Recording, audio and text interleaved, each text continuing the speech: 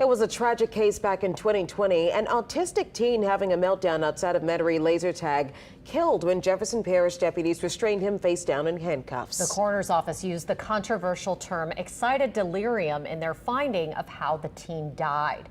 Good evening, I'm Katie Moore. And I'm Sharice Gibson. Excited delirium is a catch-all term that has been used in the past to explain why a severely agitated person suddenly dies, usually when they've been in law enforcement custody. The teen's family pushed for change in their federal civil rights lawsuit over his death, and they got it. We want to warn you, we're about to show you some difficult video of the teen's struggle that led to his death. We had difficulty conceiving, so when we had Eric, we were overjoyed that we were pregnant and we're going to have him, and he was like our miracle child.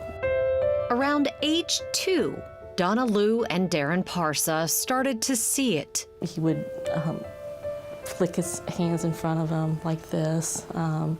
He would line up his toys in order and get upset if they were not in order. His precious first words went away. The words that he first had were mama, and he'd say, he said gases for glasses, and he lost them. And it became more just babble. Lou says by the time Eric entered his teens, he only said a few words. Unfortunately, not some of the ones that matter most. I'm happy, I'm hurting, or even I can't breathe. What happened on that last day? It seemed like a typical Sunday. January 19th, 2020, surveillance cameras at the old laser tag of Metairie captured the whole thing. It was one of the 16-year-old's favorite places. But that day, when the Parsa family went to leave, We were so close to getting Eric into that car. he started melting down, biting, hitting, attacking his dad as he tried to get Eric into the car. It happened periodically, the brutal part of his severe autism. Being in a public place, we thought, we better get some help. And so someone from laser tag asked me, do you want me to, do y'all need help? Do you want me to call 911 for help? When help arrived, Eric's meltdown got worse. JPSO Deputy Chad Pitfield took Eric to the ground, face down. Eric was still biting and fighting. Pitfield and later another deputy leaned on Eric's backside to get him to calm down. I was down with him initially when I put him in the prone position, and I was seeing he was calming down, like he was stroking his hands at Eric.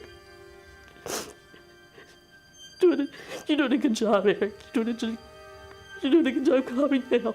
Deputies held him prone, face down, hands cuffed behind his back, for 9 minutes.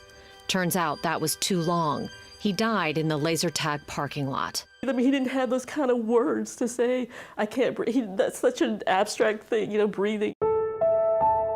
His only and final word during the struggle was fire truck. This is not a scenario where any of our deputies are trying to hurt a kid, trying to use force or even justified using deadly force. They're encountering a situation that happens, and of course a death occurs. No matter what side you're on, and especially in the parent side, they lost their loved one, they lost their child. The Jefferson Parish coroner ruled Parsa's death accidental, saying he died of excited delirium from an acute psychotic episode with obesity and prone positioning as contributing factors. Eric did not have excited delirium. He had a meltdown outburst that was typical for him when he got upset or frustrated or overwhelmed. That was part of his autism. In their federal civil rights lawsuit against La Pinto, the JPSO, and Westgate Shopping Center, the Parsa's attorneys argued Eric's death was not caused by excited delirium, but deputies holding him prone, causing positional asphyxia. He couldn't breathe. I asked Jefferson Parish Coroner Jerry Satanovich about their finding that excited delirium was the primary cause of death. And in the Parsa case, they're saying it didn't exist. This was typical behavior from him because of his autism. Out of respect for the family. I'm not going to discuss the particulars of that case. One thing we learned is that regardless of how they classified Eric's death, the coroner's office was very clear that if the officers had not acted the way they did, Eric Parsa would most likely still be alive today. Dana Trosclair, chief medical examiner for the Jefferson Parish coroner, was asked in a deposition, without the prone restraint, he wouldn't die that day? She replied, most likely not, yes. Remember, her autopsy report notes prone positioning as a contributing factor. The Department of Justice defines positional asphyxia as a death that happens when a person's body position interferes with their ability to breathe. In 1995, the DOJ issued this bulletin on it, calling it the cause of most in-custody deaths. The magistrate said it best during our settlement conference. Our deputies kept them there because they were being too nice. They let mom talk longer, communicate longer than they should have, right? And that's partial blame that goes both ways. That'll certainly be part of their training, but I don't think it deserves discipline. Lopinto says his crisis intervention training has been robust for certain deputies. Only one of two who held Parsa down that day went through it. Experts say obesity puts a person at a greater risk of positional asphyxia when they're face down with their hands behind their back, that the extra weight adds on extra pressure on their diaphragm and internal organs. Eric Parsa was obese, and his autism put him at even greater risk, something the Parsas think law enforcement officers need to know. Hopefully this will never happen again. And, you know, I know law enforcement officers have a million things they have to deal with. They have extremely difficult jobs. But at the same time, Eric shouldn't have died that day. This training key on how police should handle people with autism from the International Association of Chiefs of Police warns, quote, be aware that people with autism may have underdeveloped trunk muscles and may not be able to support their airway. After takedown, the individual should be turned on his or her side and be transferred into an upright position as soon as possible to allow normal breathing to occur. When the Parsas settled their federal civil rights lawsuit, this training key became a part of it. The Jefferson Parish Sheriff's Office will have to retrain all its field officers next year with a special training program developed by someone outside the agency.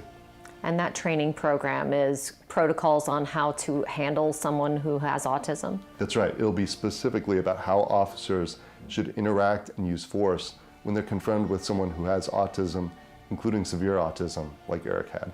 JPSO will pay the Parsas $750,000 of a $1.25 million settlement. Why'd you settle?